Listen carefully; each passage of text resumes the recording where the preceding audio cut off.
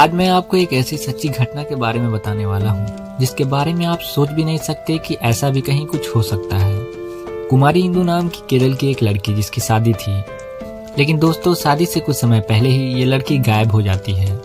और इसके बाद इस लड़की के साथ एक ट्रेन में इतना भयानक कांड होता है जिसके बारे में जानकर आपकी भी रूह कांप जाएगी। तो आप इस पूरी कहानी को ध्यान से जरूर सुनिएगा और आखिर तक मेरे साथ जरूर बने रहिएगा। तो चैनल को सब्सक्राइब जरूर कर लीजिएगा और कमेंट में अपनी बात जरूर लिखिएगा।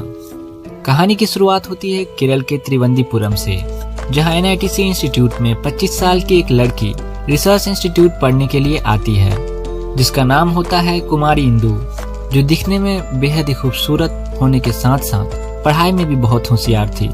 अब इंदु इस कॉलेज में पढ़ने के लिए आ जाती है, लेकिन इस कॉलेज में इंदु नई लड़की थी, इसके कारण से कॉलेज में उसके ज्यादा दोस्त नहीं थे।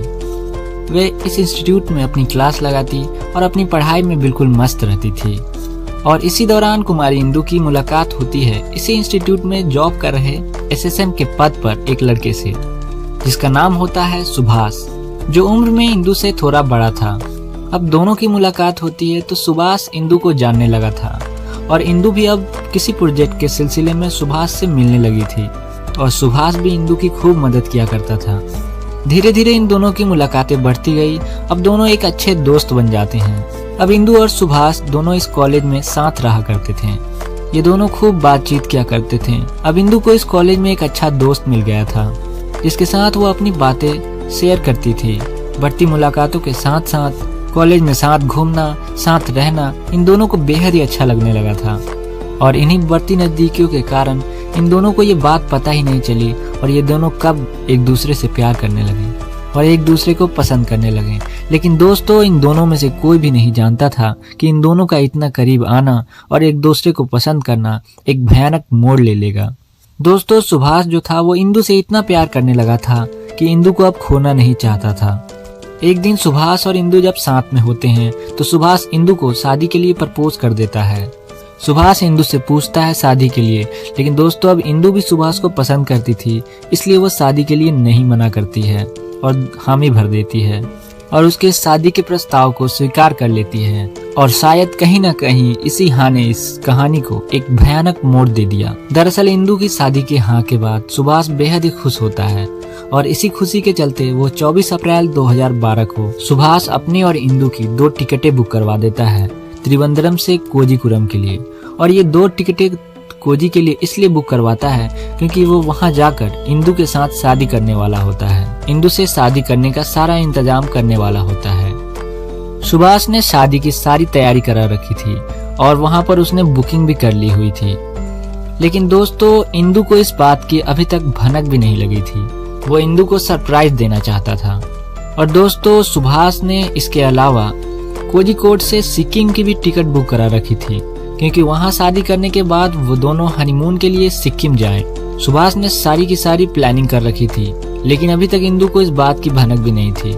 सुभाष इंदु को बस इतना कहता है कि तुम और मैं बस घूमने के लिए जा रहे हैं, क्योंकि इंदु सुभाष के साथ पहले भी बहुत बार सफर कर चुकी थी, इसलिए वो हामी भर देती है। लेकिन दोस्तों, तभी कुछ ऐसा होता है जिसकी सुभाष ने कल्पना भी की नहीं होगी। दरअसल 24 अप्रैल 2012 को जिस दिन सुभाष ने टिकट बुक कराई थी, उसी दिन सुभाष के घर पर शाम को इंदु के मम्मी पापा पहुंचते हैं, जो सुभाष को अच्छे से जानते थे कि सुभाष इंदु का बेस्ट फ्रेंड है। अब दोस्तों, सुभाष को उनका अचानक से आना थोड़ा अजीब सा लगा, लेकिन फिर भी दोस्तों सुभाष ने उनका अच्छे से वेलकम किया और खातिरदारी की। इसके बाद उन लोगों के बीच में आपस में बातचीत होने लगती है और बातचीत के दौरान ही सुभाष को इंदु के पापा अपने आने का कारण बताते हैं। वे कहते हैं उन्होंने इंदु की शादी रख दी है, शादी में उसका बेस्ट फ्रेंड नहीं आए, ऐसा कैसे हो सकता है। और इतना कहकर उन्होंने सुभाष के हाथ में इंदु के शादी का कार्ड थमा दिया। और दोस्तों, ये कार्ड देखते ही सुभाष के पैरों के नीचे से जमीन खिसक जाती है। वो सहम जाता है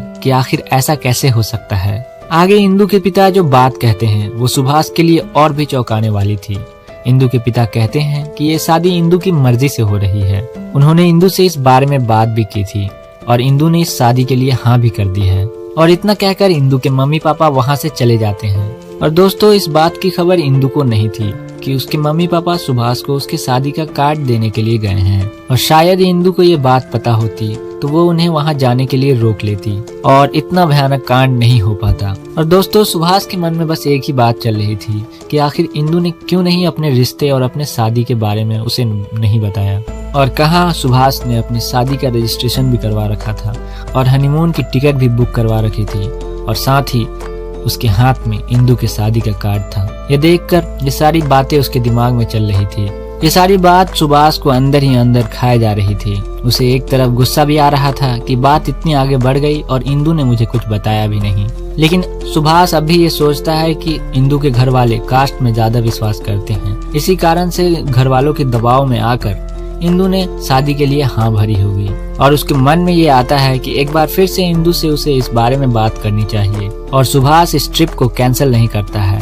और अगले ही दिन यानी कि 25 अप्रैल 2012 को इंदु और सुभाष प्लान के मुताबिक त्रिवेंद्रपुरम स्टेशन पर मिलते हैं और वहां से कोझिकोड के लिए ट्रेन पकड़ते हैं। अब दोनों ट्रेन में बैठ जाते हैं, आमने सामने की सीट पर दोनों रहते हैं। अब ट्रेन चल देती है। जैसे ही ट्रेन चलती है सुभाष इंदु को 24 अप्रैल के बारे में बताता है कि उसके मम्मी पापा उसके घर आए थे और उन्होंने सारी बातें बताई और उसके शादी का कार्ड भी दिया। अब जैसे ही इंदु को ये बात पता चलती है, इंदु के चेहरे की रौनक उड़ जाती है। इंदु घबरा जाती है, वो सोचने लग जाती है कि आखिर ये क्या हो गया। लेकिन तभी सामने बैठा सुभाष इंदु को अपने प्लान के बारे में बताता है। वो बताता है कि उसने बस शादी करने के लिए ये टिकट बुक करवाई है और वहाँ रजिस्ट्रेशन भी करा रखा है और बकायदा हनीमून के लिए भी टिकट बुक करवा रखी है। वो कहता है कि मैं तुमसे बेहद प्यार करता हूँ और मैंने कोर्ट मैरिज के लिए भी रजिस्ट्रेशन करवा रखा है। लेकिन दोस्तों ये बात सुनते ही इंदु कहती है कि ऐसा नहीं हो सकता।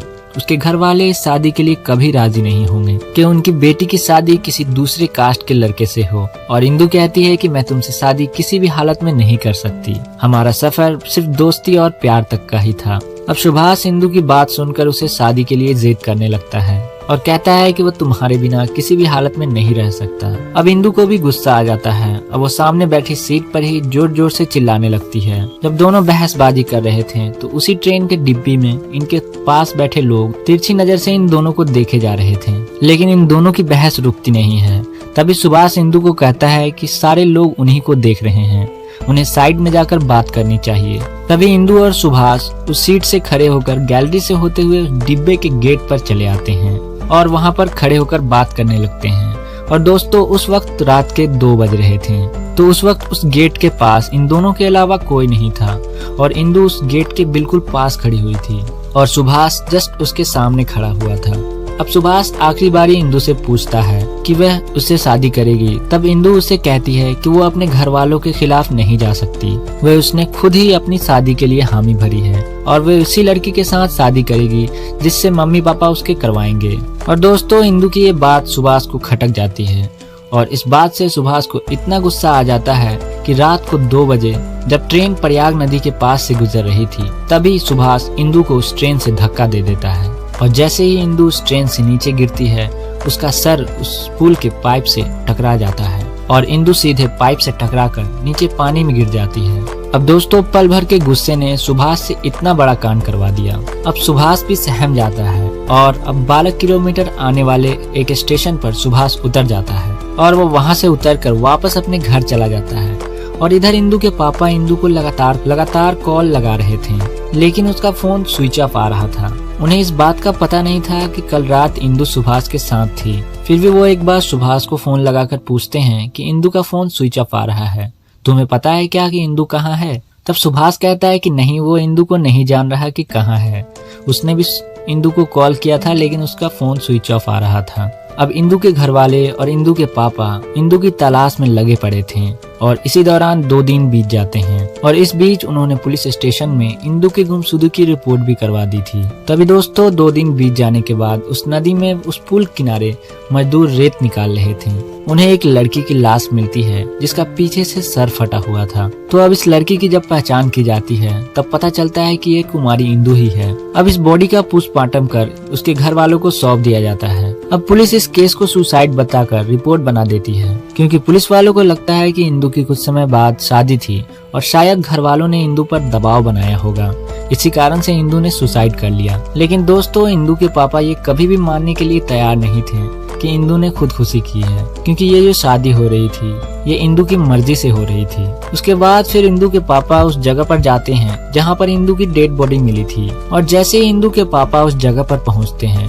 उन्हें वहाँ पर एक बहुत बड़ी बात पता चलती है। दरअसल वहीं काम करने वाले एक मजदूर से इंदु के पापा पूछते हैं कि उसने उस रात को वहाँ पर क्या देखा था। तो वो मजदूर बता रहा था कि उस रात वो यहीं पर सो रहा था, और जैसे ही ट्रेन आई उसकी नींद खुल जाती है। वो सामने देखता है कि ट्रेन से कोई चीज गिर रही है और सीधे पुल से टकराई, और टकराने के बाद पानी में आकर गिर गई, और उस चीज के पीछे ट्रेन के गेट के पास उसे एक व्यक्ति खड़ा हुआ दिखाई दिया। और दोस्तों उस मजदूर की ये बात सुनते ही इंदु के पापा उस बयान को लेकर सीधे हाई कोर्ट पहुंच जाते हैं। और दोस्तों हाई कोर्ट ने इस केस को सीधे क्राइम ब्रांच को सौंप दिया, और क्राइम ब्रांच की टीम एक बार फिर से तफ्तीश में लग जाती है। और दोस्तों उन्होंने पोस्टमार्टम की रिपोर्ट की एक बार फिर से बारीकी से जांच की, तो पता चलता है कि इंदु के सिर के पीछे चोट लगी थी। तो क्राइम ब्रांच को शक हुआ कि अगर कोई ट्रेन से कूद रहा है तो उसे पीछे चोट नहीं लग सकती, हो सकता है इंदु को ट्रेन से धक्का दिया गया हो। अब क्राइम ब्रांच इसी शक के साथ इस केस की जांच करती है और ट्रेवल एजेंट तक पहुंच जाती है। जब ट्रेन की टिकट की जांच की जाती है तो पता चलता है कि उस दिन उस ट्रेन में इंदु के साथ सुभाष नाम के लड़के की भी टिकट बुकिंग करवाई गई थी। तो अब तुरंत ही क्राइम ब्रांच की टीम सुभाष के घर पहुंच जाती है, उससे पूछताछ करती है, लेकिन सुभाष बस इतना कहता है कि वो इंदु के बारे में कुछ नहीं जानता, इंदु बस उसकी एक अच्छी दोस्त थी। लेकिन दोस्तों उसके बाद पुलिस वाले जैसे ही सुभाष का लैपटॉप चेक करते हैं तभी सुभाष के लैपटॉप में सुभाष और इंदु की कुछ प्राइवेट फोटो मिलती है, जिसे देखकर पुलिस वाले सब कुछ समझ जाते हैं और तुरंत ही सुभाष को अरेस्ट कर लेते हैं और थोड़ी सख्ती बरतते हैं। तभी सुभाष रोते हुए उस घटना के बारे में सारी बातें पुलिस को बताता है कि उसने ही उस रात उस ट्रेन में कुमारी इंदु को धक्का दिया था, क्योंकि कुमारी इंदु उससे शादी नहीं करना चाहती थी, लेकिन वो उससे प्यार करता था और शादी करना चाहता था। और सुभाष की एक जिद ने एक प्यारी सी लड़की को अपने मम्मी पापा से छीन लिया, जो अपने और अपने मम्मी पापा के सपने को पूरे करने अपने घर से बाहर पढ़ने के लिए आई थी। लेकिन वापस घर बस उसकी लाश ही पहुंची, और वो भी उसके शादी से महज कुछ दिन पहले। और दोस्तों इस लड़की के साथ गलत करने वाला यानी कि सुभाष आज जेल की सलाखों के पीछे अपनी जिंदगी काट रहा है। तो दोस्तों ये थी आज की हमारी सच्ची घटना, इससे आपको कुछ सीखने को जरूर मिलेगा। तो इस कहानी को शेयर जरूर करिए अपने दोस्तों, अपने भाइयों और अपने बहनों के साथ, ताकि वो लोग भी इस बात को लेकर सचेत हो जाएं, और अपनी बात कमेंट में जरूर बताइएगा। तब तक के लिए धन्यवाद।